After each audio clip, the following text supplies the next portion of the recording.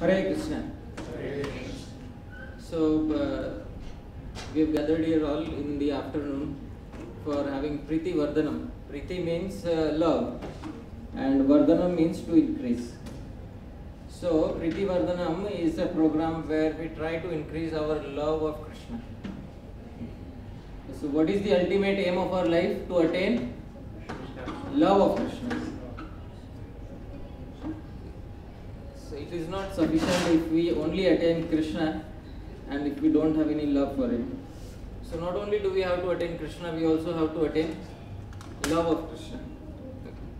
So just by attaining Krishna, and if Krishna comes in front of us and we don't have any love for him, then it will be useless. So we have to attain love for Krishna, and for attaining love for Krishna, we have to gather regularly and have some Krishna Katha or have some discussion about Lord Krishna.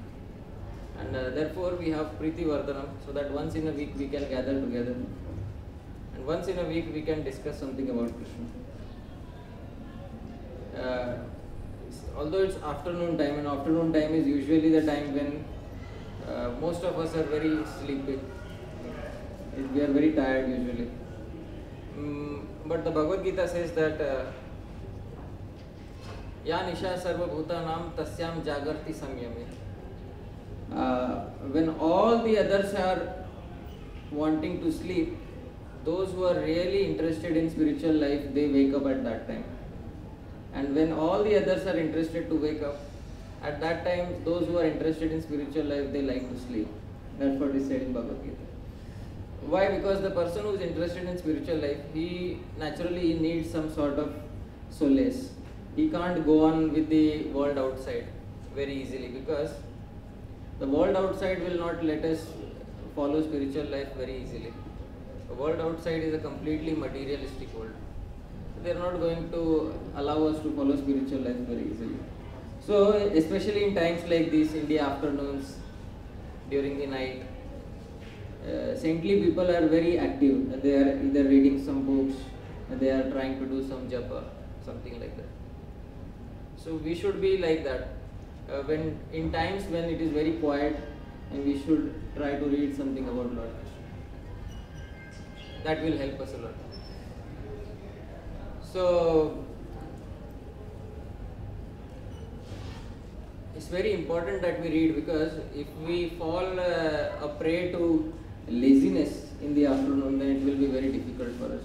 It said in the Shastra, Alasasya kuto vidya, avidyasya kuto sukham, avidyasya kuto dhanam, adhanasya kuto mitram, amitrasya kuto sukham. So alasasya kuto vidya. One who is alsi means lazy, kuto vidya, they cannot gain any knowledge. Student life means one cannot afford to be lazy in student life. The student life means one should never be lazy. Alasasya kuto vidya, because if one is lazy, there is no question of attaining any sort of knowledge. Avidyasya kuto dhanam. So even in material world, if we don't have any vidya, or if we don't have any knowledge, then we can't attain any dhana or money. We remain poor. Adhanasya kuto mitra.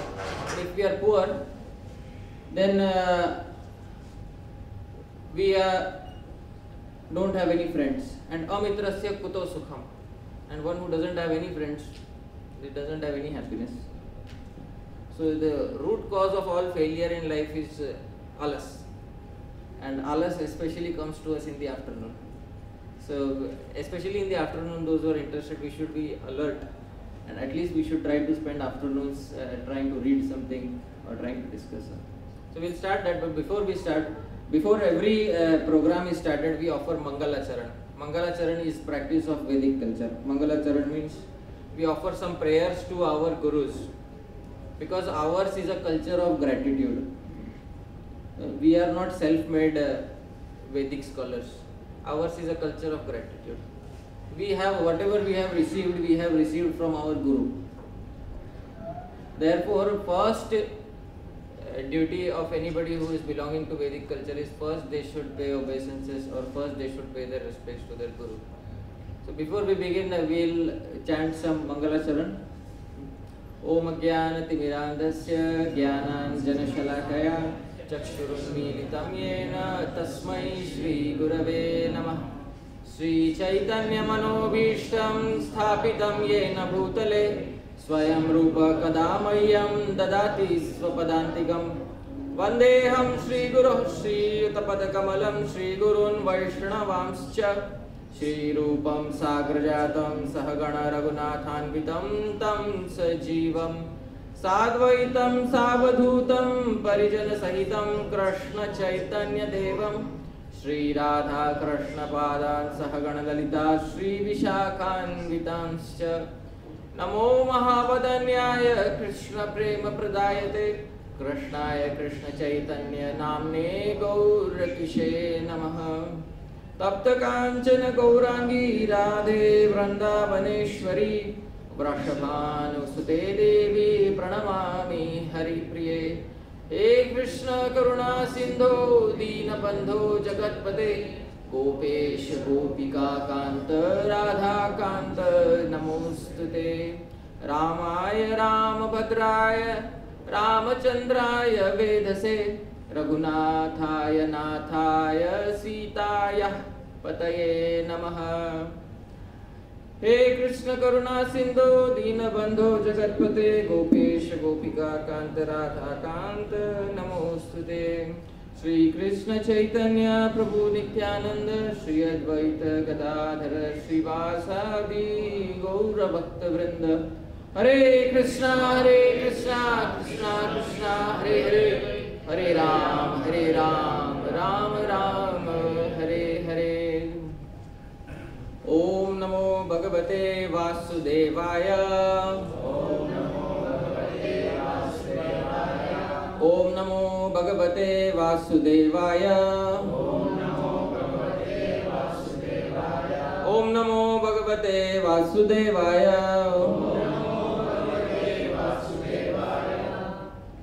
So we are in this program we are discussing from Srimad Bhagavatam.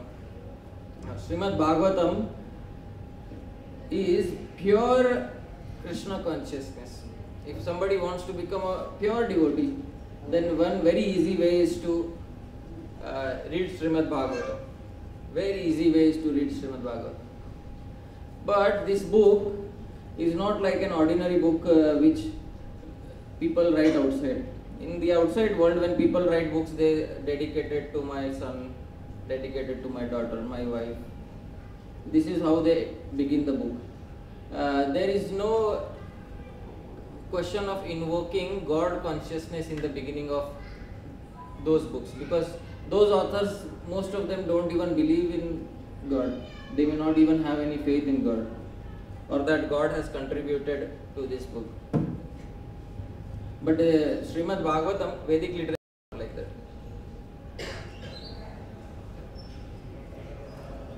Yat kritam yat karishyami yat karomi janardana tattvayaiva kritam sarvam tvameva phalabhuk bhavet. Whatever capacity I was having in the past, whatever capacity I am having right now, and whatever capacity I will have in the future, that is all because of you, Lord Krishna. This is the mood of gratitude. And the world outside is the mood of complete lack of gratitude. The world outside is having, what is the mood of the world outside? Rinam kritva kritam pibet yavat jivet sukham jivet vasmibhutasya dehasya punaragamano kim bhavet. Rinam kritva kritam pibet. Take a loan, but drink ghee, have nice enjoyment. Yavat jivet sukham jivet. As long as you are living, live with complete happiness. Bhasmi bhutasya dehasya. Once the body is burnt, punaragamano kim bhavet. Who will come back to see? Is the philosophy of the world outside. So they don't believe God has any positive contribution in their life. But that is not Vedic culture. It's not a culture of lack of gratitude. It's not a culture of greatlessness. Vedic culture is a culture of gratefulness. Every Vedic book therefore begins with Mangalacharana. Mangal Acharana. which means in Hindi अच्छी तरह से हमको आचरण, शुरुआत में अच्छे से behave करना है. मंगल आचरण. In the beginning we have to be nice, very nice. Before we put down the subject matter, we have to offer our respects and gratitude.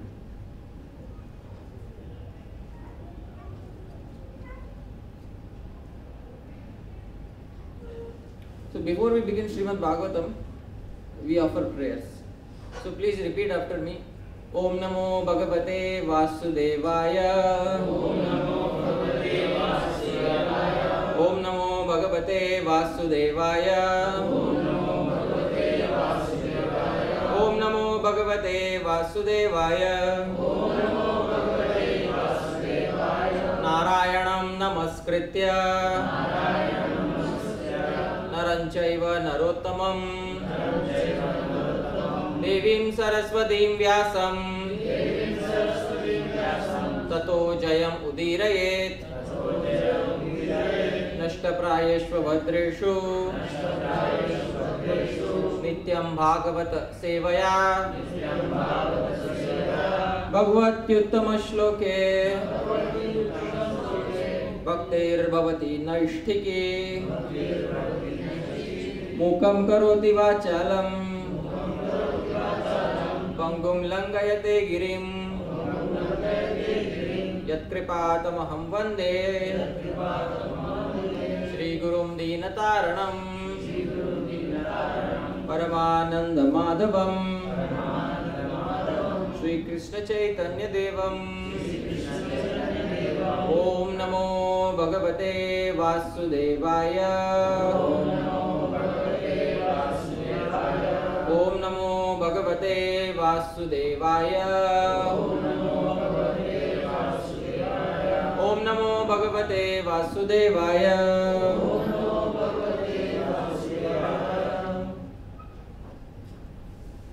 So the history we are discussing, we call it history. We don't call it mythology. In everywhere outside you will see this. Mahabharata is mythological serial. Ramayana mythological serial. We don't agree. They are not mythological. Because this term mythological is derived from the term myth. Myth means something which is false. It is mythological serial. Mythological means it actually never happened. Somebody imagined. That is mythological. So we don't say mythological. This is history. In technical terms it is called itihas. Itihas means that which has already passed. History. We never say mythology because it is not a myth. When the Britishers came to India, for the first time when they read the Purans, Mahabharata, Ramayana, so they couldn't understand a civilization which is completely different from their civilization. So because for most of the Britishers, when they were in school, they were taught that civilization began 4,000 years ago only. But in Mahabharata and Ramayana, it's given that civilization has been going on for lakhs of years. No problem like that. So they couldn't adjust these details, they couldn't comprehend them, and they labeled that it must be mythology. And since then, in the school textbooks, in the TV serials, and everywhere you will see this term. It's mythology. It's not actually mythology. It is itihas. It is something which happened. Because if you go and see, still the places of Lord Krishna are very much present. Dwarka is present. Although under the sea, Dwarka is present. Ram Setu is present. Ram Setu is the bridge which Lord Ramchandra built between India and Sri Lanka. This Ram Setu is still present. So all these evidences are there. Pratyaksh Praman, you can see with your own eyes. Some people believe only in Pratyaksh Praman. Pratyaksh Praman means only that which I can see and verify. So you can see Pratyaksh Praman. You can go and see Ram Setu. Ram Setu is at the southernmost corner of India. You can see it is the Americans, they gave it a different name. They called it Adams Bridge. They call it Adams Bridge. But it is Ram Setu is an underground bridge. It has gone underground now. Underground bridge which is connecting. It is man-made. It is not natural bridge. So NASA said that it is not a natural bridge. It is man-made bridge. Somebody has created it. So you can see Ram Setu today. It is called as Adams Bridge. You can see Dwarka today. There are many scientists who are tracing out Dwarka, which is currently under the ocean. So these are historical events. So we don't agree that it should be called in mythology. So coming back to the point, in Vedic culture we are very much indebted to those personalities who have taught us everything in life.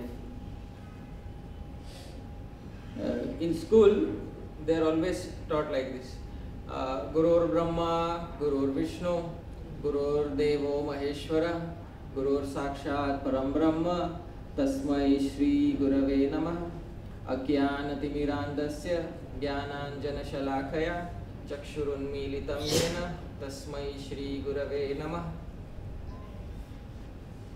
Guru is a representation of Lord Brahma. Guru is a representative of Lord Vishnu. Guru is a representative of Lord Shiva.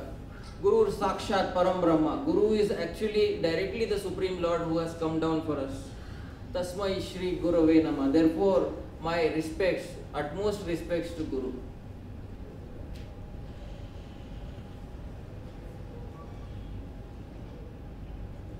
Then, Ajnanatirmirandasya. I was blind in this material world. Jnananjana Shalakaya. And somebody applied an ointment on my eyes. Chakshurunmilitam Yena. So I could see again properly. Tasmai Shri Gurave Namah. To that Guru I offer my obeisances. Is the culture of respect. Tasmai Shri Gurave Namah. I offer respects to that Guru who opened my eyes in this material world. Because although we can see everything, but Bhagavatam says Pashyan api na pashyati. Even though we see, we have the capacity to see, but we are actually blind because we don't know what is the aim of life. We don't know what is the aim of life. And because we don't know, we let the society outside dictate the aim of life for us. The society says, Rinam Kritva Kritam Bibe, take a loan, but enjoy. Yavat Jivet Sukham Jivet. As long as you live, live happily. Society outside will never teach us what is spiritual life. Therefore, Krishna says in Bhagavad Gita, it is Lokayat. Lokayat means it is a philosophy which is popular in the world outside. The philosophy popular outside is materialism. Enjoy as much as possible. Who has seen tomorrow? Nobody has seen tomorrow. So, Krishna says for extremely foolish people, this philosophy is called Lokayat. For general society, the philosophy is. But one who is intelligent, little intelligent, they will try to find some society where they can get to know more about spiritual life. What is beyond shallow material nature. If they want to find, then they need spiritual life.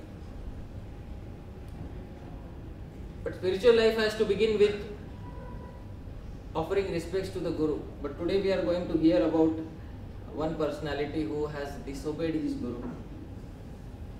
And most importantly, even after disobeying his Guru, Lord Krishna is very happy with him. Lord Krishna is very happy with him. Very happy. He is not unhappy. So it's the first time in history that somebody has disobeyed their Guru and Lord Krishna has become very happy with them. So we'll hear about that. So this verse is there, 8, 19, 24. I'll just read out the verse.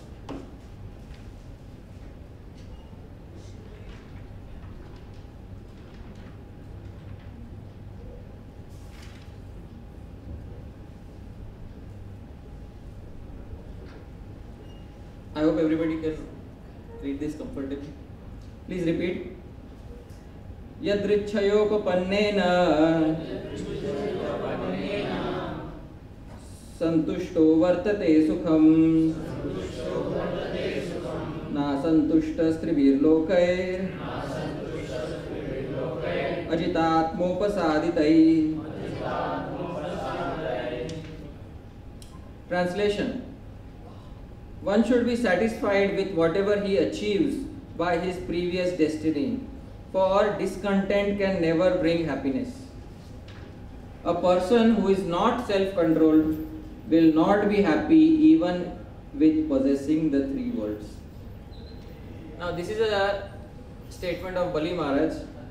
Srila Prabhupada gives a purport here. In the purport explanation, Prabhupada has explained, if happiness is the ultimate goal of life, one must be satisfied with the position in which he is placed by providence. This instruction is also given by Prahlad Maharaj.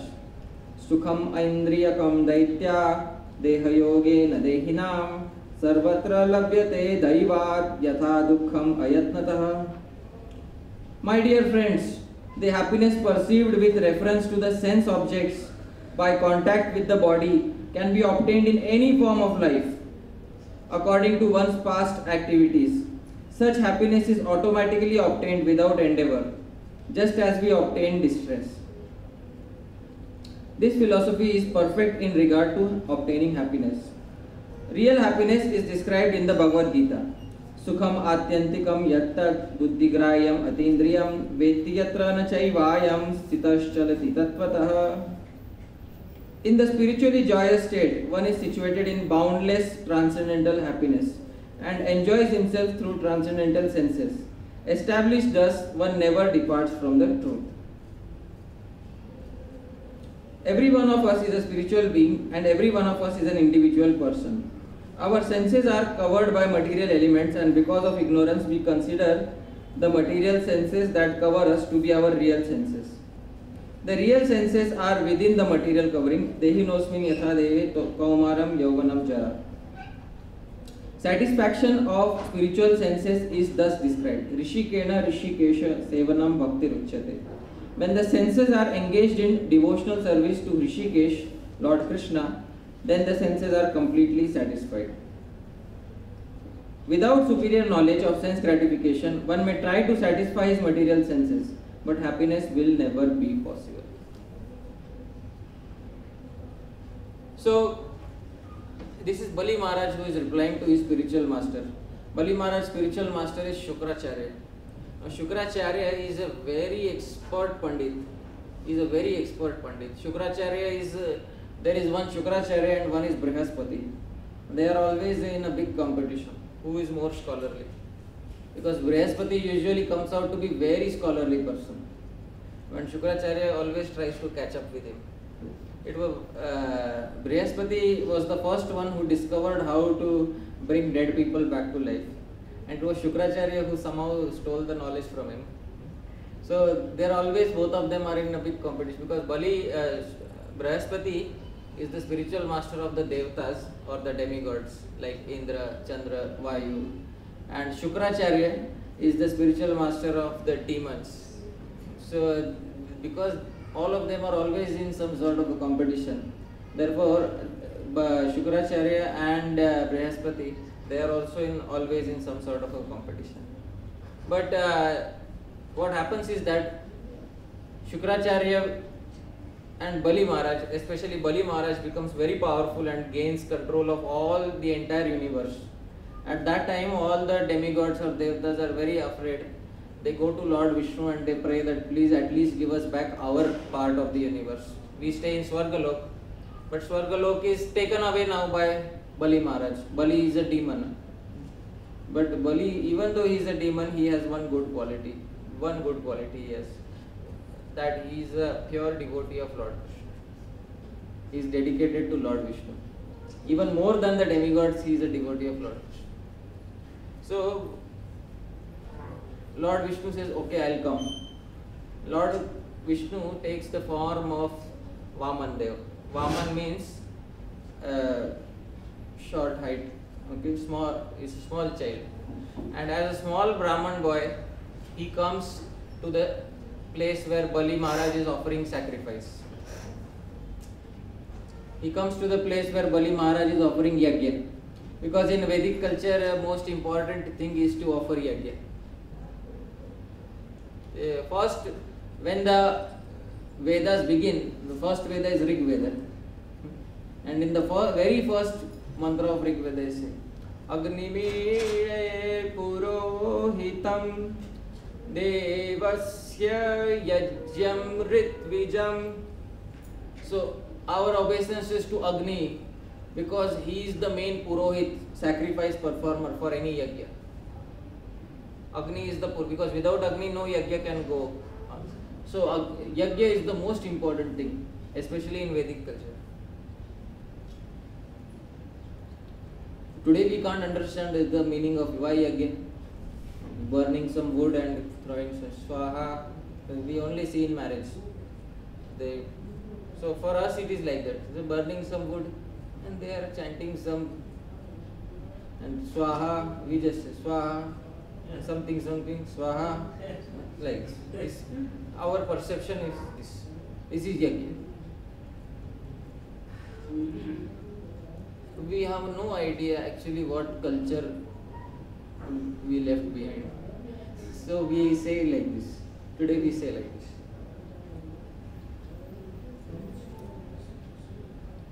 In the commentary to Rig Veda, there is only one commentary which is very popular on Rig Veda. It is written by one person known as Sayana. Sayana is one of the biggest acharyas of on the Vedas. He is an authority on the Vedas. And when he has written this commentary, maybe in 1500 or 1600 AD, when there no scientific inventions are there, nothing, industrial revolution has not taken place. So when Sayan begins his commentary, in one of the places Sayan writes, I offer my obeisances to Lord Surya, who travels at 2200 yojans in half a nimish. So 2200 yojans is distance and half a nimish is time. So when you do the conversion and you do the calculation, it comes to be 3 lakh meters per second, which is the exact speed found out by the scientists today. What is the speed of sunlight? It is 3 lakh meters per second. In 1 second, sunlight covers 3 lakh meters. And Sayan, in the 15th century, he wrote, I offer my obeisances to Lord Sun, the sun god, who covers 2200 yojans in half an nimish. So for us, it is a culture which we left behind actually.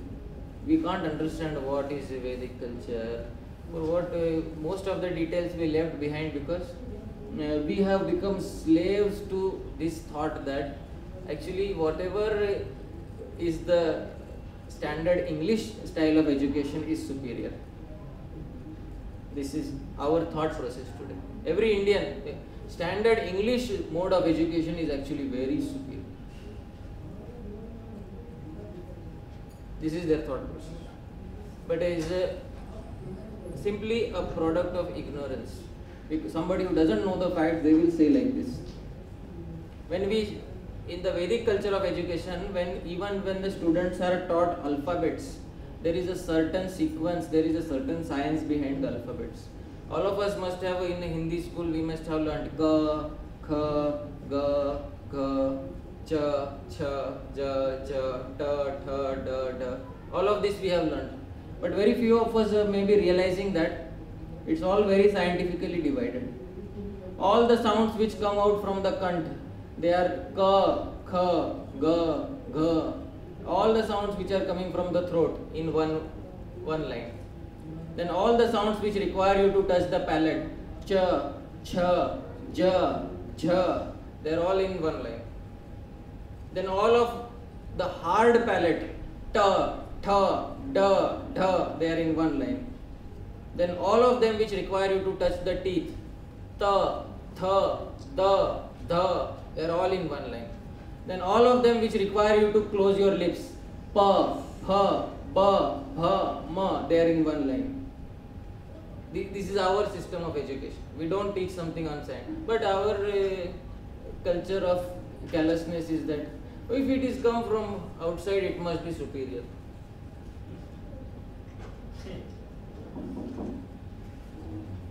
So in this way, we become slaves to this mindset. It is called colonialism. Colonialism means people come from outside and make you a slave, and then they make you feel inferior about your culture.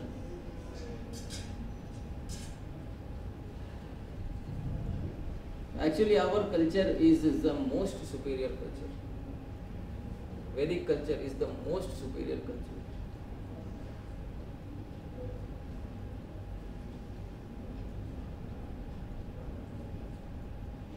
It's a culture of complete gratitude. Especially even when one wakes up in the morning, before getting down from the bed, one offers one's prayers to the earth, because earth is mother. One of the mothers is earth, and we are stepping on earth. So we offer our prayers and ask for forgiveness.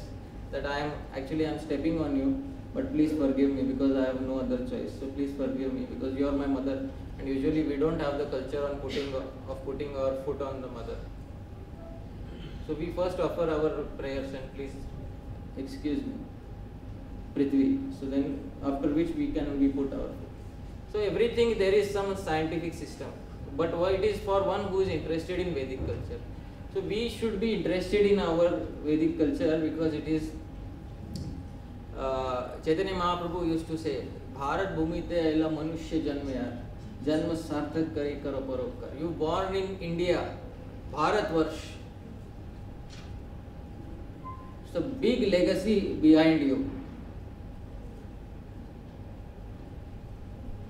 You are not born in the country of ordinary people. Your grammarian, those who are teaching you language, they are Panini, Patanjali. Those who are teaching you medicine, they are Charak, Sushrut and Vakbhat. Those who are teaching you bhakti, they are Rup Goswami, Sanatan Goswami, Jiv Goswami. Any one of them, there is no match in the entire world. Take any one of them. In their respective field, there is no match in the entire world.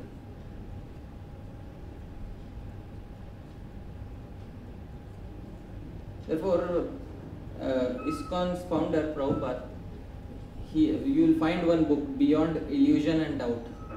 So all the Western philosophers, one by one, his disciples would say, so this is Karl Marx and this is his philosophy. And Prabhupada would say, nonsense. He doesn't believe in the soul. After everything, he doesn't believe in the soul. Then nonsense. Because the first point of philosophy, you must believe in the soul. If you don't believe that you are spirit soul, then you are a product of matter. What's the use? Then tomorrow I may kill you and then police will catch. But no, I am just a big ball of matter. And he was another big ball of matter. And one big ball of matter finished another big ball of matter. And anyways, what is death? Death is just a rearrangement of chemicals. So what's the difference? Why are you throwing me in the jail? Just let me be free and kill anybody I want.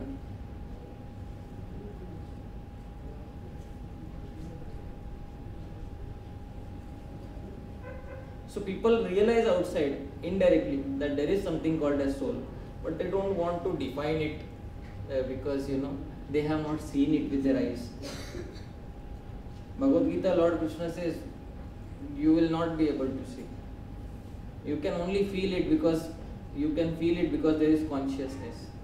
There is consciousness. You can raise your hands, you can move your body around, you can feel pain whenever you're to any body part which is connected. By consciousness you can understand there is a soul, but not otherwise. So in this Vedic culture, the most important thing was yajna. Yajna means we are offering some offerings in the fire. Why we are offering? Because fire is Agni. Agni, he has the capacity to convert all these offerings in a format which in some format which the demigods can accept. Because demigods don't eat these food which we eat. The devatas, they have very high standards of enjoyment. Very high standards of enjoyment.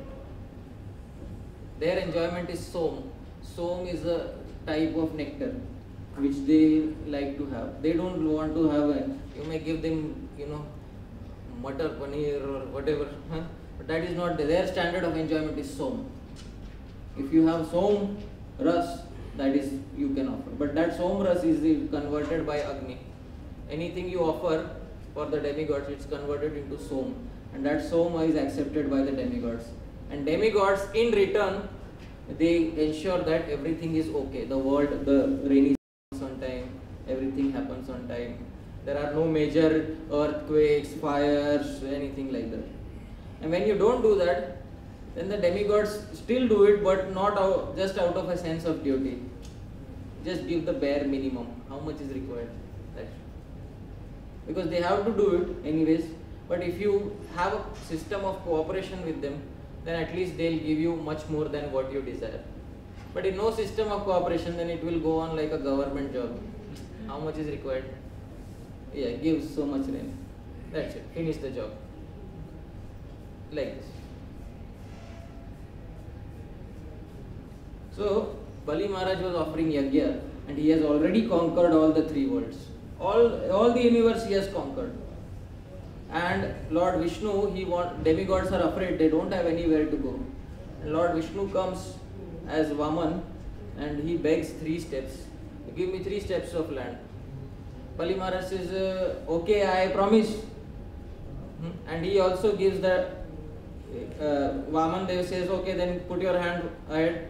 So Bali Maharaj puts his hand, and Vaman Dev puts water. Because once you take water and you sip, that means you are ready for making the promise. So Bali Maharaj has already taken water and sipped and said, okay, I am ready for giving the promise.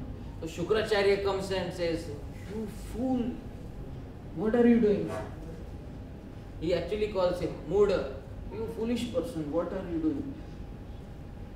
He will take away everything in these 3 steps. Everything that you have possessed in these 3 steps. So Bali Maharaj says, okay, no problem. What is the problem? If we take, Brahmin will take away, na? He is a Brahmin, he will take away. What will he do? He will not keep to himself, he will give it away to somebody else. I have no problem. So Shukracharya says, but what will you do? How will you survive? And Bali Maharaj then says, I will survive on the mercy of the Lord. If he is really Lord Vishnu who has come to take everything away, then now is my chance. Because usually I would never have gotten the opportunity to give everything to Lord Krishna. Now is the golden opportunity I got. I can give everything to Lord Krishna. Everything that I have. You see, love in the material world is having 3 defects. It is either artificial, it is either partial, or it is conditional. This is love in this world. It is either artificial, partial, or conditional. Either it is artificial. Sometimes you may be saying, there are brothers and sisters, they hate each other actually. But when Raksha Bandhan comes, yeah, I love you. Yeah, I love you too. So this is artificial. Do you understand? This type of love is what? Artificial. Or it may be partial. Partial means one-sided. Somebody loves, other person has no worries.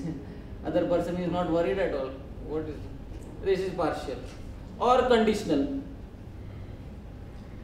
Like I am teaching in a college, I see many times. There are some boys who are writing the assignments for the girl. So one time I told one boy, you stop writing, see what happens. And he stopped writing. So the girl went away. So they conditional. If you write my assignments, then I am okay with you. If you have nice job, okay. Financial arrangements are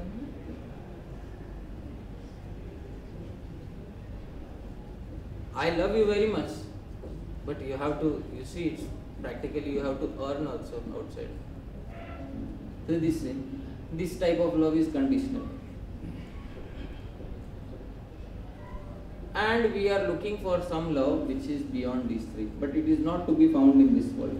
This type of love is to be found in the spiritual world. Actually, we are spirit souls. This is the first teaching of Vedic culture. You are not this body. You are not this body. You are the spirit soul. And because you are the spirit soul, you can enjoy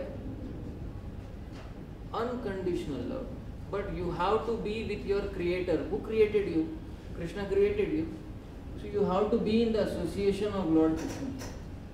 How else will you be able to have real pleasure? Otherwise, every birth, old age, disease, death. Birth, old age, disease, death. Birth, old age, disease, death. It's like a video CD which is stuck, you know. कभी कभी video CD अटक जाता है, वही point पे वापस. Birth, old age, disease, birth, old age, disease, और like a typewriter. Birth, old age, disease, death. Birth, old age, disease and death. So it's our life is going on like that. Somewhere we have to put the brakes. These brakes can be put by becoming very serious and sincere devotee of Lord Krishna. So Bali Maharaj says, now if Vishnu is coming and I am willing to give everything, and Shukracharya says no. Still, I have seen one rule in the Shastra. If you make a promise and if you have not said Om after that, you are free to break it. Shukracharya says, you are still not in, it is called Pratigya. And at the end of Pratigya, you have not said Om. You have still not said it. You have the chance. Break it. Also in situations of emergency, you are free to break your promise. Come on, nobody will say that you have performed a sinful activity.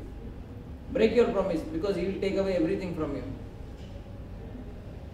And for the first time in the history of Vedic culture, it happens that the disciple actually disobeys the Guru and says, no, I will not do it. I will not do it. All glories to you, you are my Guru, but you are coming in my way of Lord Krishna.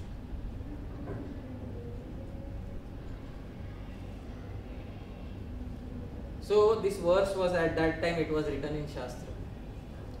गुरोरप्यवलिप्तस्य कार्याकार्य अजानतः उत्पथ प्रतिपन्नस्य परित्यागो विधीयते.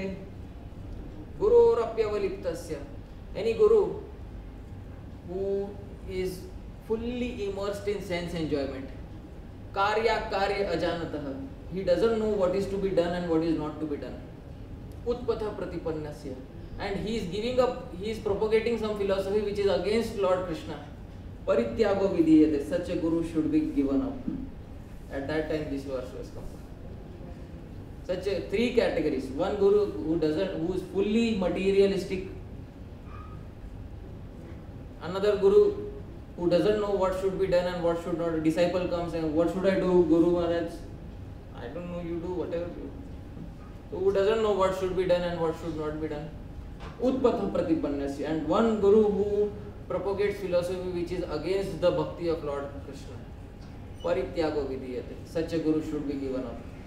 The example is set by Bali Maharaj. But Lord Krishna becomes very happy. And Lord Krishna tells him,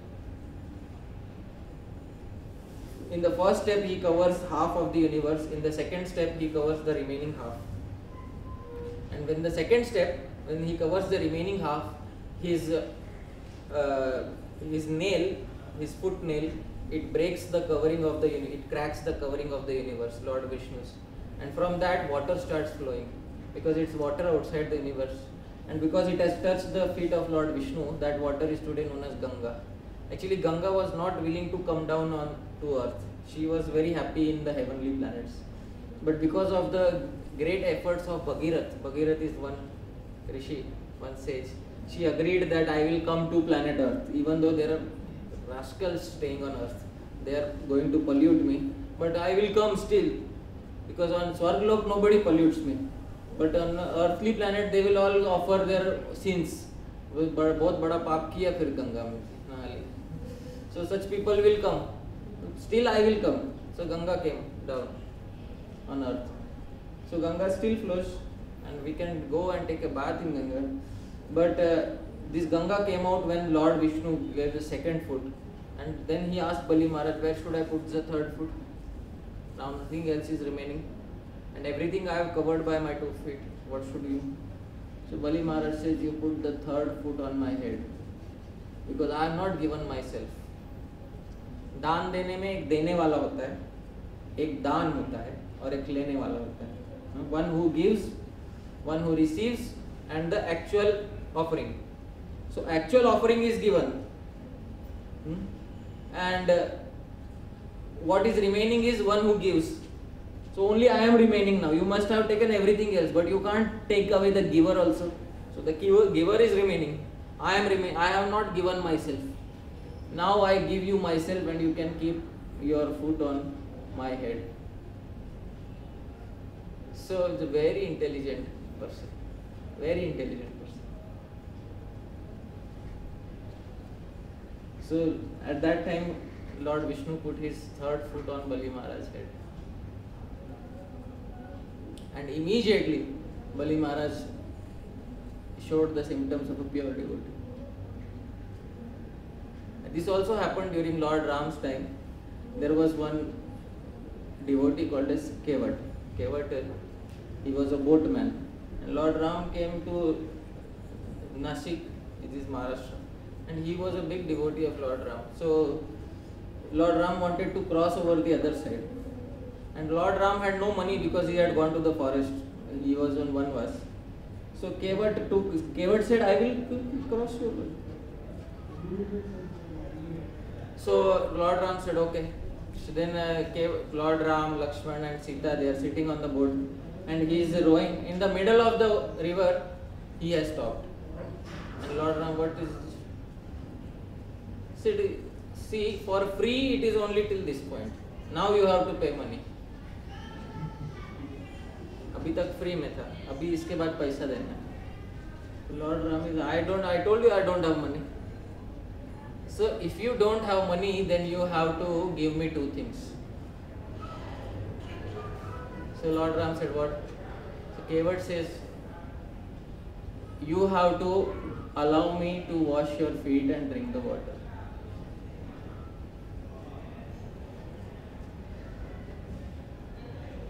And second thing, you have to become my boatman. I am now your boatman. I am crossing you over this river. But you promise me that you will be my boatman and you will cross me over the ocean of birth and death.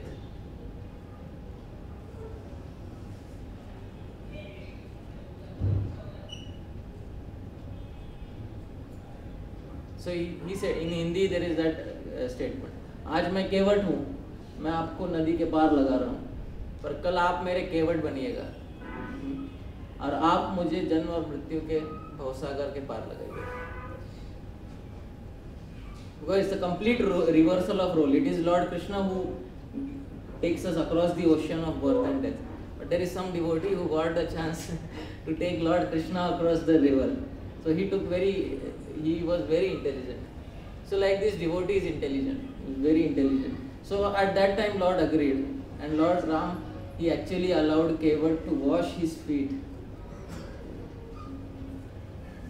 And Kevat drank that water, and then Kevat said, okay, now you have promised me that you will allow me to, you will be my Kevat, that you will be my boatsman.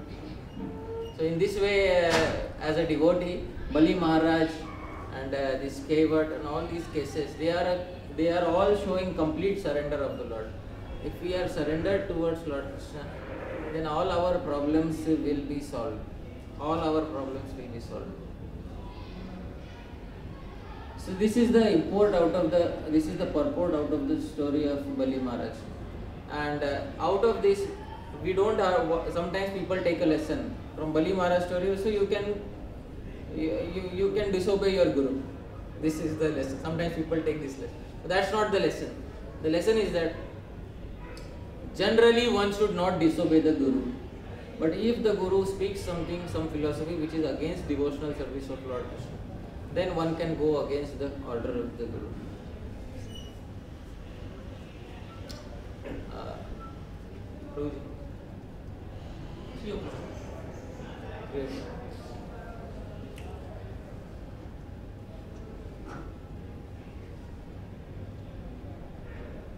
The story of Bali Maharaj is a story of complete surrender. Surrender means giving up everything to Lord Krishna.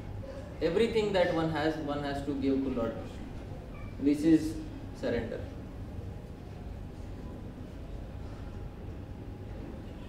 It's not very easy to give everything because we have this attachment for some things. We are holding on to those things. It's not very easy to give everything.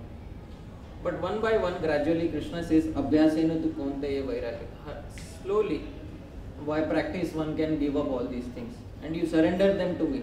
In the last verse in Bhagavad Gita, he says, Sarva dharman parityajya mam ekam sharanam vraja. Aham tvam sarva papebhyo mokshayishyami ma shucha.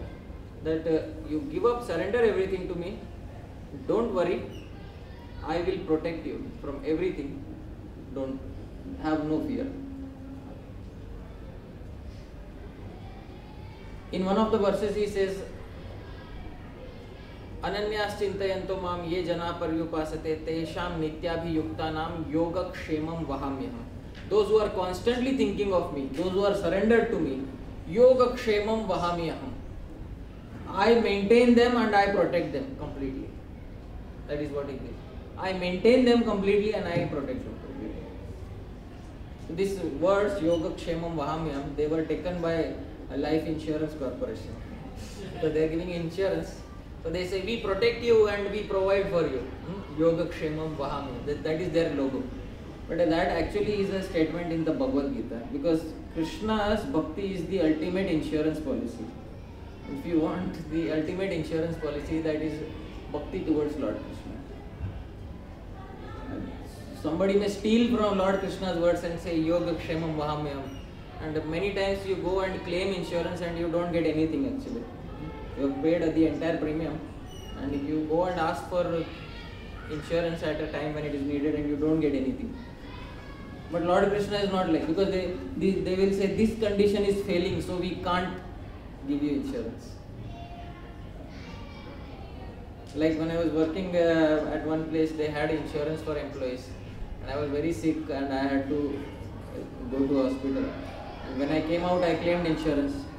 So they said, actually this hospital is not covered under our list of hospitals, so you can't get insurance. Rejected.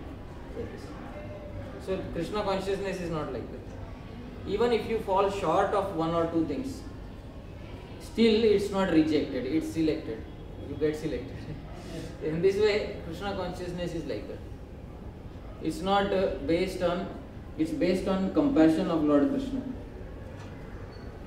And it is for those who want to have a relationship of love with, unconditional love with Lord Krishna.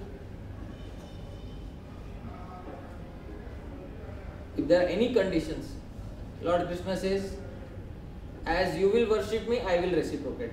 That's what Krishna says. As you worship me, I will reciprocate.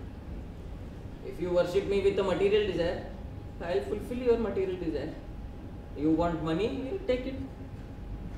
You want something else, take it. And after some time, because it's temporary, it will be taken away back. So maybe at that time you will stop having faith on me. When Krishna gave and he took away also. So Krishna is not really very helpful. So you come with some sort of a selfish attitude. I'll reward you. I'll reward your selfishness, and then you will get what you want. But if you are a genuine person, you will come to establish your relationship with me. That is a relationship of love.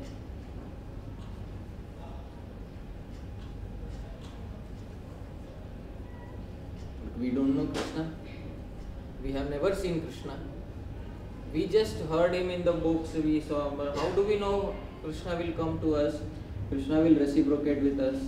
How practically, how will this boil down? How will this happen? Krishna will come to us. So Krishna says in the Bhagavad Gita, he gives an entire sequence in the Bhagavad Gita. Because for most of us Indians, Bhagavad Gita means कर्म कर और फल की चिंता मत कर. This is Bhagavad Gita. यहीं पे हमारी भगवद गीता खत्म हो जाती है. कर्म करो. भगवद गीता क्या है? कर्म करो और फल की चिंता मत करो. बस this. So if that was what then Krishna should have said in one verse only. Bhagavad Gita one verse. That is एक श्लोक की भगवद गीता. कर्म करो कर्मण्येवाधिकारस्ते मा फलेषु कदाचन. That's it. This is Bhagavad Gita. But Bhagavad Gita is 700 verses. 700 verses. Out of which this verse is one of the instructions of Lord Krishna. And this is not the final instruction of Lord Krishna. Lord Krishna's final instruction is Sarva Dharman Parityajya Mamekam Sharanam Vraja. Give up everything and surrender. Become my devotee. Second last instruction is Man Mana Bhav Mad Bhakto Mad Yaji Mam Namaskaro. Man Mana Bhav. Invest your mind in me. Mad Bhakta, became my devotee. Mam Yaji, offer all sacrifices to me. Mam Namaskuru. If you want to do namaskar to anybody, Mam Namaskuru, offer your respects to me. Mam Evaishyasi, you will come to me. Satyam te, this is truth. Pratijane Priyosi me, I am telling you Arjun because you are very dear to me. And now listen, the final instruction is this. Sarva dharman parityajya mamekam sharanam vraja aham tvam sarva papebhyo mokshayishyami ma shucha. This is Lord Krishna's final instruction. Then Krishna tells, then he doesn't give any instruction, then he says, are you convinced? If you are not convinced, do as you want. Yatha ichchasi tatha kuru. Do as you want. Then Arjuna gets up, he picks up his bow. This time it's not shaking in his hand. Okay, he picks, because before the war, before Bhagavad Gita, his bow is shaking, his hand is trembling. Then he picks up his bow and says, Nashta moha smritir labdva tvat prasadat maya chutam sthitosmi gata sandeha karishye vachanam tava. Nashta moho, my illusion is destroyed. Smritir labdva, my intelligence has come back. Tvat prasadat maya, because of your mercy, O my Guru Krishna. Sthitosmi, now I can stand firmly. Gata sandeha, all my doubts are finished. Karishye vachanam tava, I will do what you told me. I will do what you told me. So in Bhagavad Gita, the attitude of the disciple, best disciple is given. Because this is the statement of the best disciple. The best gift that a disciple can give to his spiritual master is this verse. Nashta moho, my illusion is destroyed. Smritir labdva, my intelligence is restored. Tvat prasadat, by your mercy, O Guru Maharaj. Sthitosmi gata sandeha, everything, all doubts are destroyed. Karishye vachanam tava, now I will do what you told. The best gift that any disciple can give is spiritual master. Very important verse. Karishye vachanam tava. I will fulfill my promise. My side of the promise I will keep. You kept your side of. What was your side of the promise? You will deliver me from illusion. You will deliver me from ignorance. You did your part. Now it's my turn. I will do my part. And single-handedly Arjun won the battle of Mahabharata. Single-handedly, because everything else was okay, but to get rid of Bhishma, get rid of Dronacharya, get rid of all these great personalities, it is not possible for anybody. Karna. So it is by Krishna's will that Arjun was able to win the battle of Mahabharata. Otherwise, on the other side, there were 11 Akshauhini, means lakhs of soldiers, so many thousands of horses, elephants, and so on. So, on the Kaurava side, there were 11 units, and on the Pandava side, there were 7 units. Only 7 units and 11 units. So, they had 4 units extra. And on their side was the army of Lord Krishna, because Krishna had promised Duryodhana that I will give you my entire army, but personally I will stay with Arjun. You can select, what do you want? You want me or you want my army? Duryodhana said, I don't want you. I want your army actually. So Arjun said, I don't want your army, I want you. So this is the difference. So Duryodhana ended up getting Krishna's army and Arjun ended up getting Krishna himself. So one who has Krishna on his side. Therefore Sanjay says at the end of the last verse of Bhagavad Gita is spoken by Sanjay. So Sanjay says, Yatra Yogeshwaro Krishno, Yatra Partha Dhanurdhara, Tatra Shrir Vijayor Bhutir Dhruva Nitir Matir Mama. Yatra Yogeshwara Krishna, wherever Lord Krishna is present. Yatra Partha Dhanurdhara, wherever Arjun is the holder of the bow. Tatra Shri, there all good fortune. Vijayo, all victory. Tatra Shri Vijayor Bhutir Dhruva Nitir. This is my fixed opinion, Matir Mama. My fixed opinion is that wherever Lord Krishna, wherever a spiritual master like Lord Krishna is there, wherever a disciple Lord like Arjun is there, there every victory is guaranteed. Dhritarashtra, you are a failure actually. The last verse, Dhritarashtra, you failed actually. Because wherever this is called as Dhvani. Dhvani means an indirect answer. So indirect answer means by this he is hinting indirectly. Yatra Yogeshwaro Krishno, Yatra Partha Dhanurdhara, Tatra Shri. Because the first verse Dhritarashtra is asking, what is happening? Can you please tell me, Sanjay?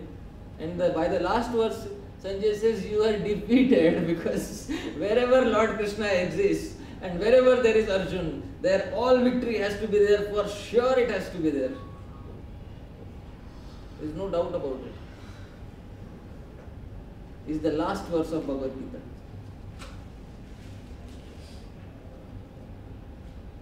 Sanjay, before that, Sanjay says, my body's hairs are standing on end. I can't imagine what I have just heard from Lord Krishna. And I can't, means my mind has completely gone, ecstatic, because I have seen Lord Krishna's forms. My hair is standing on end. This is the result of actually understanding Bhagavad Gita. One understands what is Krishna, but one can't understand Krishna directly. So how for us, what is the practical way? First, Lord Krishna says, you have to approach a guru. Somebody who can teach you Bhagavad Gita. Somebody who knows, who has understood, who is already a pure devotee, and who can teach you. Because our philosophy in modern life is that we take a book like a novel, while sleeping on the bed we are reading like this. This is our philosophy. We read every book like a novel, holding in the left hand, and while sleeping it falls on our face and we go to sleep like that. This is our. The Bhagavad Gita is not a book which is supposed to be read like that. The Bhagavad Gita is not a novel, which we flip the pages. Yeah, now I read Bhagavad Gita. It's not like that. The Bhagavad Gita is it is called as Anubhav Vakya. It is something which is to be realized. These statements are Anubhav Vakya. Anubhav Vakya means they have to be realized. They are not some statements which you read like a newsreader and then we claim that, okay, I have studied Bhagavad Gita. Now I have put Krishna in my box. That's it, finished. I read Bhagavad Gita. Now I have put Krishna in my box and I close the box. Now Krishna is in my box. That's it. So it's not like that. The reality of the world is that actually we are in Krishna's box. This is what we have to understand. This is Bhagavad Gita. Understanding Bhagavad Gita is not that we say that Krishna is in my box. Understanding Bhagavad Gita means to realize that actually we are in Krishna's box. And that every moment we are dependent on Lord Krishna. Every moment. Today if I get a paralytic attack and my hand stops responding, now I may have the desire to lift my hand. The desire may be there, but can I lift my hand? It's not possible. So even when I am able to lift my hand, it's because somebody is helping me to do it. That is Lord Krishna. He is helping me do it by single movement of finger, very fine movements. Lord Krishna is assisting me. He doesn't come in the way of my free will. He is present behind, like a latent force. He is present behind. He is watching everything. He is hearing all the thoughts. And he is waiting for that one good day of intelligence when I will finally turn back and look at him and say, thank you so much. Actually, you are the only object of love. He is waiting for so many lifetimes. And turn back and say, thank you so much. Actually, you are the only true object of love.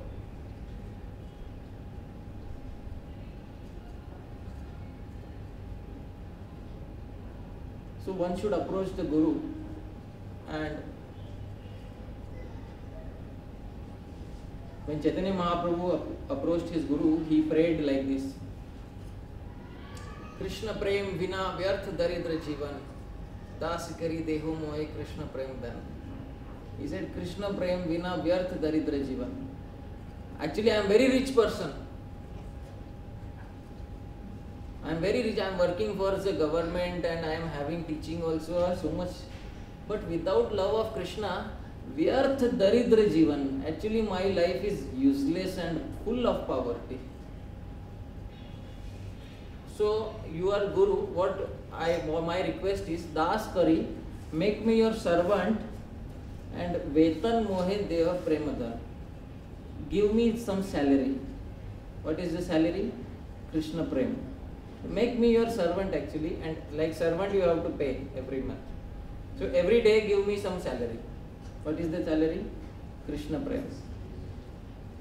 With this mood we have to approach the Guru. Because nowadays we have completely forgotten what is the mode of approaching. So Guru for us is one person who wears saffron cloth. उसमें से तो बहुत ढोंगी रहते हैं, तो हमको क्या मालूम कौन सही है कौन गलत है. So this pessimistic attitude has actually finished off spiritual life in India. But, everybody is like that. So Krishna says, if you don't believe in any, at least you have faith in me. You come to me and you pray and cry in front of me. Krishna, please send me to a bona fide Guru. I will direct you. In your heart, I will create attraction for that person who is genuinely bona fide, my representative. Sent my representative. This is the way to approach me. You come to me and you pray, Krishna, please send me to a person who can teach me everything about you. You have to cry for it. You will not get very easily. You have to cry for it. Repeatedly you will have to cry for it. Krishna doesn't listen very easily, especially in this regard. He doesn't listen because once he listens to you and once the Guru comes in your life, then you will end up becoming a pure devotee very easily. And then Krishna has to become your servant, because Krishna is the servant of the pure devotee. Whatever the pure devotee says, Krishna has to do. So like Mother Yashoda says, Krishna get up, so Krishna has to get up. She says, you now go take bath, and Krishna has to go take bath. They are pure devotees. So Krishna has to actually become their servant. It's a relationship of love. It doesn't allow very easily. You understand? Because if he allows once, then he has to become your servant. He has to become your servant. So he doesn't allow it very easily. So one has to go and cry in front of Krishna. This is the secret of spiritual life. You have to go and cry in front of Krishna. Please send me to a bona fide Guru, so that I can love you. I can get my one true love in this life, which is you. And Krishna then will send somebody who can actually make you understand Lord Krishna. Out of the whole pessimism, straight out of the entire mood of pessimism. Oh, there is no Guru. Who has seen whether the Guru is there or not?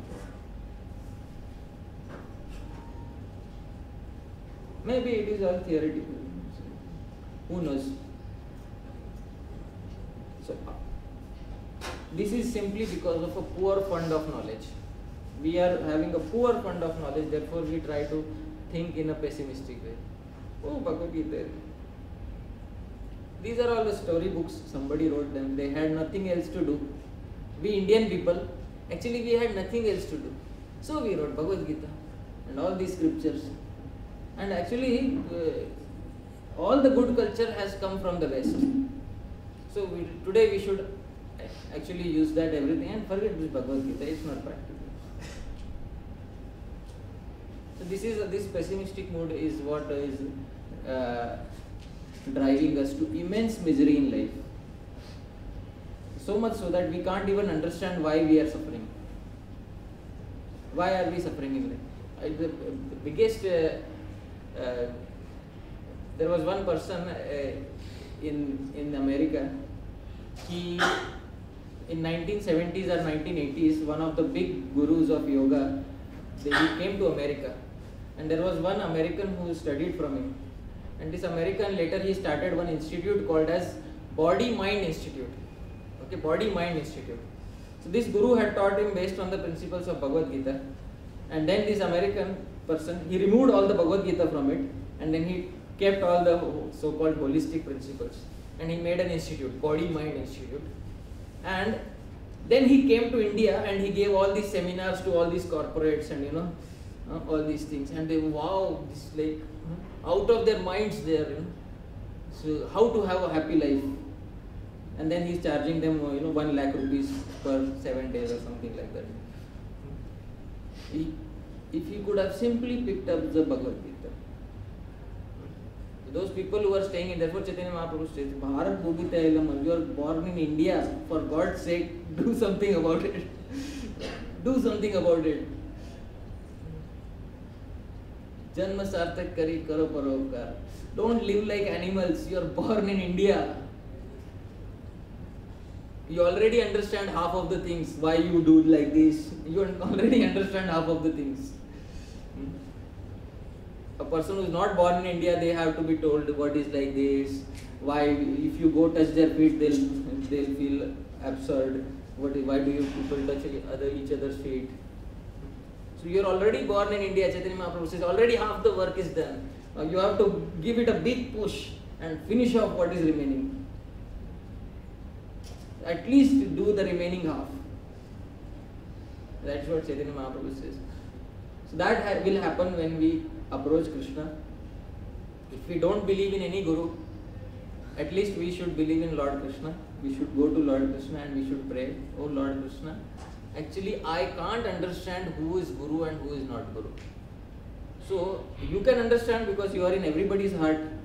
So you please attract me to such a person who is actually your genuine representative. And by his teachings, let me become attracted to you. Now once you have that, once you get the mercy of Lord Krishna, then you can get the mercy of Guru. And by the mercy of Guru, you can again get the mercy of Lord Krishna. So it's a cyclic process. First Krishna gives you his mercy and sends you to a Guru. Then Guru gives his mercy and sends you back to Krishna. That's the process. Very simple and very easy, effective and practical principle from the Bhagavad Gita.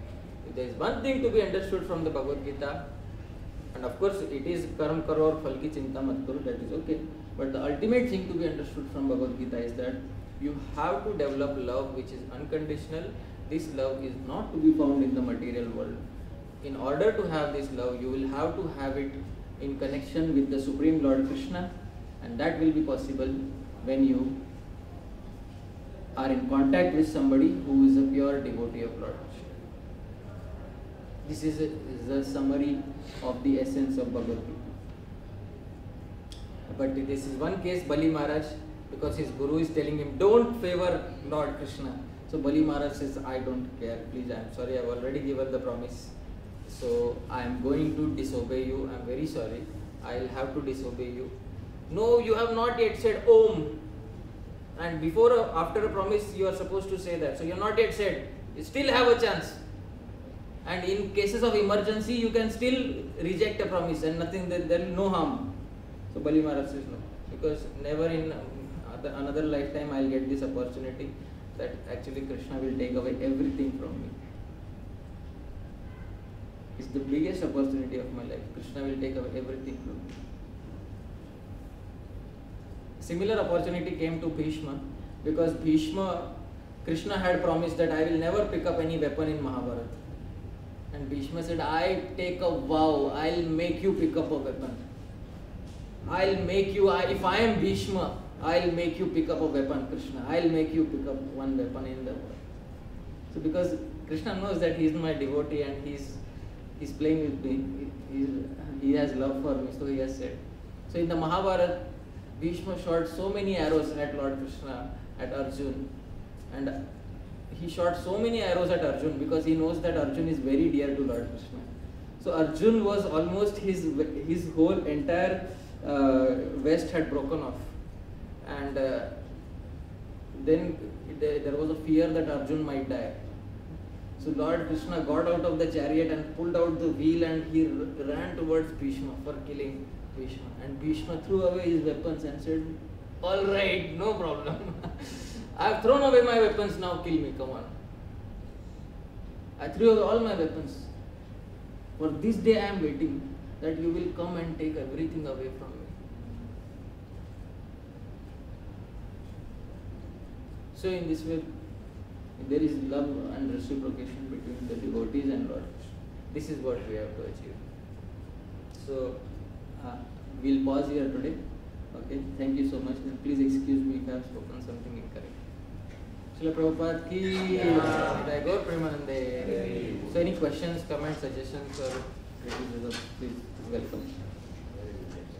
So, you said about Vedic culture. What do you think was the reason for Krishna allowing people to forget Vedic culture if it is so good? The reason why Krishna allows people to forget is that because people themselves, they have this tendency that gradually they will become more materialistic, especially because this particular age is known as Kali Yuga. Kali Yuga means people have very short memory, and those who have not performed very good activities in the past, they take birth here. Not performed very good activities, they take birth here. Day by day, quality of life goes down. See, I was born in 1985, and I saw 1980s and 1990s, and I saw the quality of life which was there in that time. And so many of you are from 1970s and 1960s also, some of you may have seen. And it was a completely different quality of life, let me tell you, from what quality of life we have now. People are very disturbed nowadays. At least in those days, it was not like that. I hope everybody agrees that times have changed, but for the worse. They have changed in many ways for the worse. So people, they have done some things in the past, and those people who have done these sorts of things, they take birth in Kali Yuga, because in the Indian Railways there was like this first class and second class, and earlier they used to have third class. Earlier in Indian Railway there was third class. So it sounded very bad, which class are you traveling? I am traveling third class. So they removed that name and they called it general class, unreserved compartment, okay, general class. So that's Kali Yuga. First class, Satya Yuga. 2-tier AC, Treta Yuga. Okay, then 2-tier, 3-tier AC, Treta Yuga. And sleeper class, Dwapar Yuga. At least you get some benefit. And remaining, Kali Yuga. This is general class. So general class means very big trouble. But there is one good advantage, that Krishna has made it very easy in this age. He says in Satya Yuga you have to offer this yagya, tapasya, dhan, so many things, like Bali Maharaj is offering. And then Krishna becomes pleased. In Kali Yuga, Krishna has given this Bhagavad Gita, because he didn't give it in any other age. He actually gave for Kali Yuga. After Mahabharata ended, Kali Yuga began. So he gave it just before Kali Yuga begins, he gave Bhagavad Gita. So he just says, become my devotee, at least do this much. That's it. I don't want anything more. Be my devotee, be happy, be my devotee, and attain the highest goal of your life, that is to have love for me. That's what he says. To attain love, we have to seek Krishna's help to find true Guru. Right. When you get a true Guru, to increase love, what we have to follow the teachings of the Guru. Right. And in simplification, how to increase the love for the. Actually, what happens is that he is described by the acharyas. Let's say there is some person who has never tasted alcohol in his life, never tasted. So people don't become drunkards overnight. First they have to be forced by somebody. Then first time they have a drink. So I have heard that, I have not experienced. The first time I have heard that they have a drink, it's very bad. Then gradually when they go again and again, then it becomes a second habit. That's what I have heard. So love of Krishna is like you have to be in the association of those people. Do you understand? It won't come naturally, very easily. You have to be in the association, and then they will teach you how to love Lord Krishna, what are the practices you need to follow. Gradually, then you become a natural lover of Lord Krishna. You know spontaneously how to love Lord Krishna. But that association is the most important thing. In the association of drunkards, one person can become an expert drunkard. And in the association of devotees, one can become an expert devotee. So you need to have that. Whatever you are today, Krishna says, Sangat Sanjayate Kaman. You have had some association, and whatever your nature is today is because of that association. A lot of influence of that association has been there. So you need to associate with people who know Krishna, and Guru is that person. Simply by staying around him, we will understand what is love of Krishna. Simply by staying around such a person, we will understand what is love of Krishna. So, what is the importance of doing व्रts and and deity puja in this world? Does that help in increasing? Yeah, they are all very much they are all very helpful. But today you are asking me the question, what is the use? But once you have a guru, you will not ask the question, because you will understand the role of each and everything that it is playing in spiritual life. Because we have these questions, why do we do this? Why do we do that? So the guru is the answer to those questions. Why we do this? Why we do that? Krishna always has his pastimes in the eternal spiritual world, and some of these pastimes he gives out in the material world. Now, deity worship or offering service to the deities is our way of directly interacting with Lord Krishna and trying to do some service for him. But this is a practice which we have to cultivate in this world. When Guru teaches us how to do that and what mood we should keep while performing deity worship. And then the day comes when the deity actually starts responding to you. Sometimes the deities may start talking to you, or it may appear in your dreams, which has happened with many people. It still happens, but it doesn't happen with everybody. It happens with few selected people who have very good amount of faith. It doesn't happen with everybody. Why Krishna appears as a deity? Why not? Why can't we worship him everywhere and anywhere? Because Krishna is a specific personality. He has specific choices. Like a person, we are a person. So similarly, he is also a person. He has specific choices. He likes some things. He has some choices, and we should be respectful of that, and we should try to love him in the way that he likes to be loved. That is what true love is. True love doesn't mean imposing our condition. Oh, I want to love you, so I will decide now how to love you. So no, that's not. I want to love you means you will tell me how you have to be loved. That is the difference. I hope it is. But Guru will tell us what is the inherent importance of these things. In a theoretical way, I can speak some things, but that doesn't cut for the real thing. The real importance is understood in association with the Guru. In the 9 forms of devotional service, it begins with Shravanam, which is hearing. Then it leads to Kirtanam, Shranam, Kirtanam, Shravanam, Kirtanam, Vishnu Smaranam, Padasam, Sevanam, Archanam, Vandanam. Atmanivedanam, Shravanam, Kirtanam, Vishnu, Smaranam, remembering, Padasevanam, serving the lotus feet of Lord, Archanam, offering deity worship, Vandanam, offering prayers, Dasyam, becoming a servant of Lord, Sakhyam, becoming a friend of Lord, Atmanivedanam, giving everything to the Lord. The 9th form of devotional service is Atmanivedanam.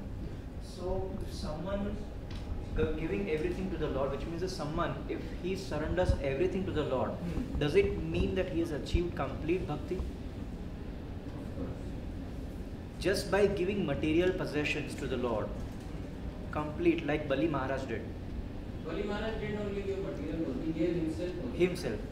So, say for example, a materialist person may think that whatever wealth he has, he'll surrender it to the Lord. So once he does that, does it mean that he's actually achieved complete bhakti? It will not, because he is still to surrender his mind, intelligence.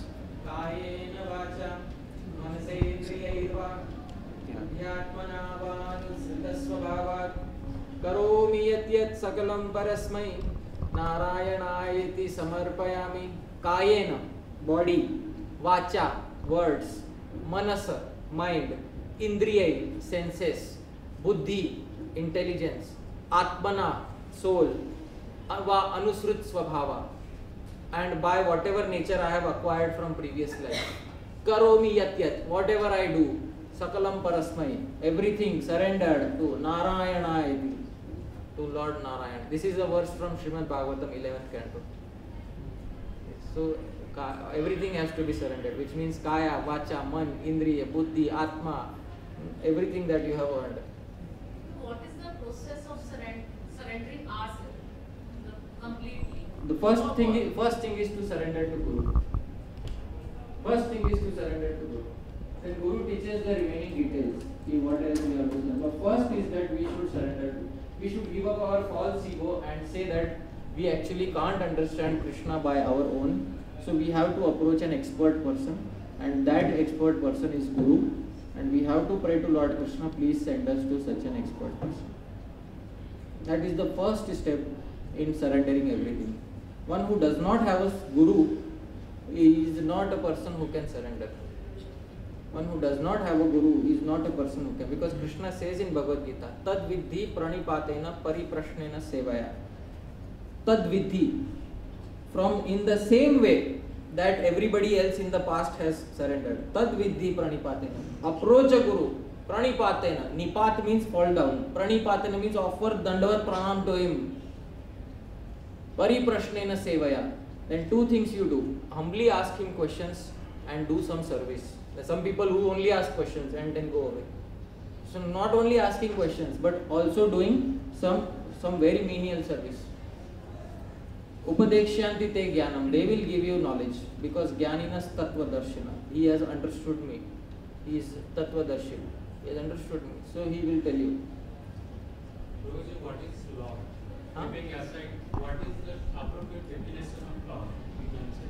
What is the appropriate definition of love? Yeah, keeping aside this conditional, emotional. Yeah. or So the this- definition of love is given in one very nice book called as Bhakti Rasamrita Sindhu. Love is defined like that. Anyabhilashita shunyam jnana karmadi anavritam anukolyana krishnanu shilanam bhakti uttama. This is love. Love means anyabhilashita shunyam. All other selfish desires, zero. Jnana karmadi anavritam. No desire for material benefits, no desire for becoming big jnani scholar. Anukulyena, whatever is favorable for Lord Krishna, Krishnanu Shilanam, doing that. Bhakti Uttama, this is love in the material. For Krishna, this is love.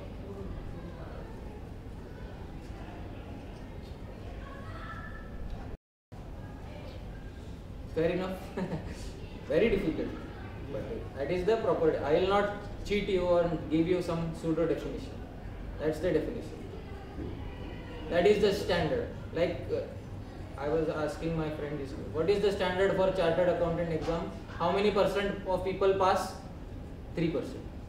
Why? It's unfair. No, it's not unfair. Because when you only 2 or 3% pass, the standard is set very high. So the standard is very high because very less number of people will pass. Krishna says in Manushyanam Sahasreshu Kaschit Yatati Siddhaya, Bhagavad Gita says, amongst thousands of men, one will try for it. And Yatadanam Avi Siddhanam. And one out of thousands of one who is trying, one will attain that. One will attain. It will a rare person who will attain. So I will not cheat you and say it's for everybody. It's for the very rare few who will attain Krishna. Not everybody.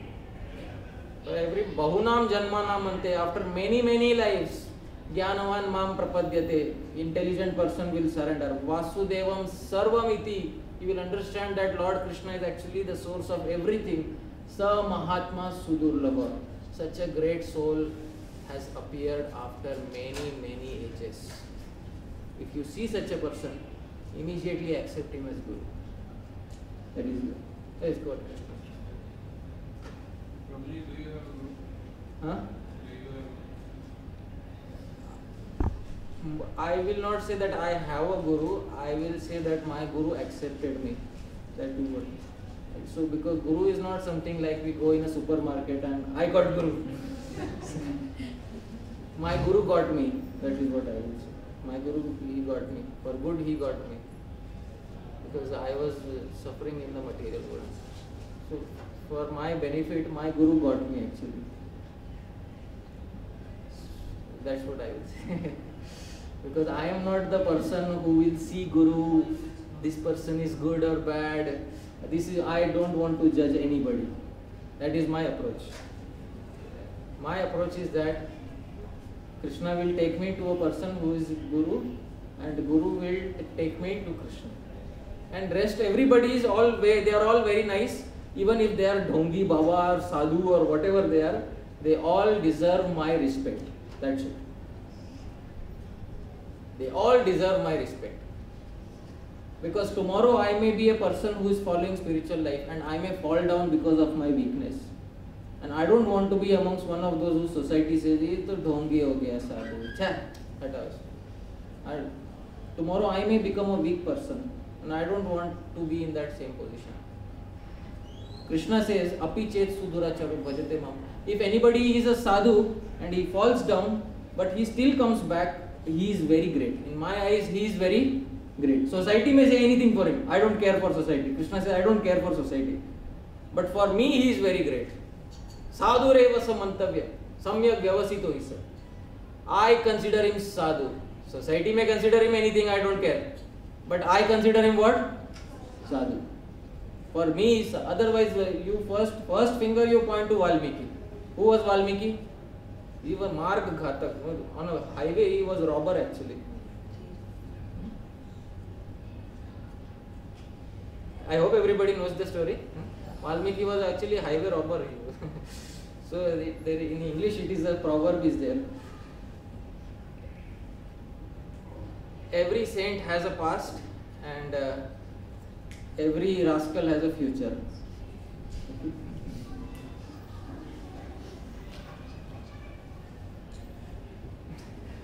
Every saint has a past and every rascal has a future.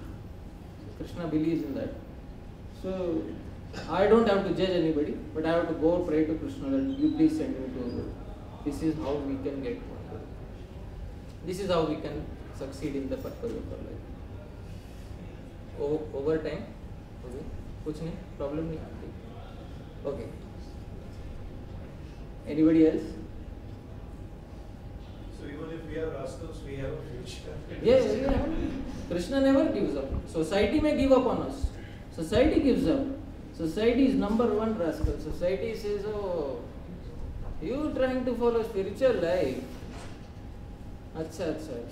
वो हिंदी में 100 बिल्ली खाके 100 चूहे खाके बिल्ली हज को चली।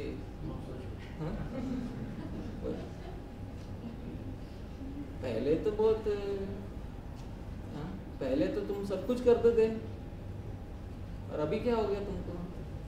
So they will try to pull you down. This is your test actually, because in the past you have tried to pull down other sadhus, and when you become a sadhu, you have to face the test basically. The test is that whatever you have done against other sadhus in the past, it comes back to you, and then you have to put your head down and say, "Yeah, actually I am a rascal. What to do? Still I am trying. So you can ignore me, no problem. I will try to become devotee."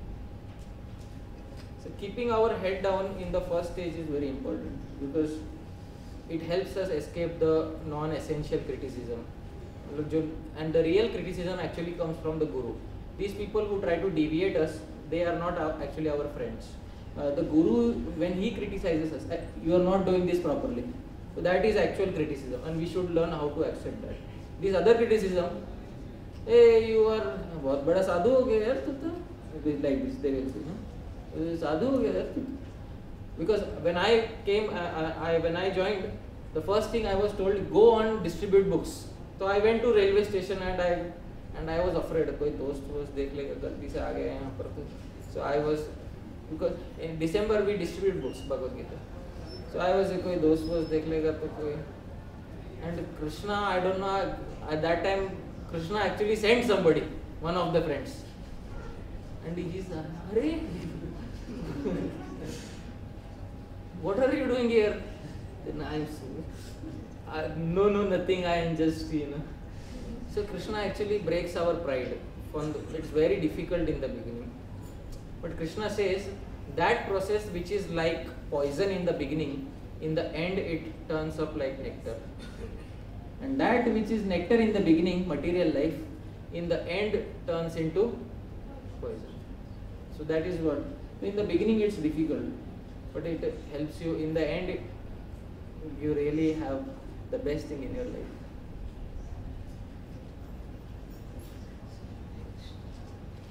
Okay? So we'll finish here. Srila Prabhupada ki!